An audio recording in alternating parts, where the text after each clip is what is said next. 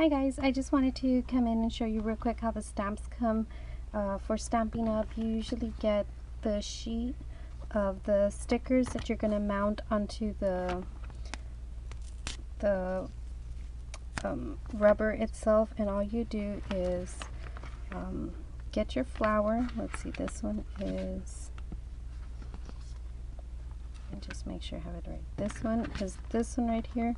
So I'm gonna peel that one off, peel this part off, and I'm going to peel that backing so I could stick it.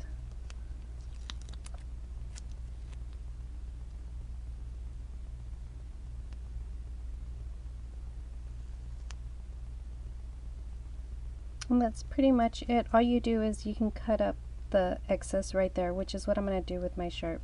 And then right here, all you do is you put it right back, and that's it. Then you have your stamp set. So I'm gonna continue doing them all, and I'm just gonna set up some music so you can see what I'm doing.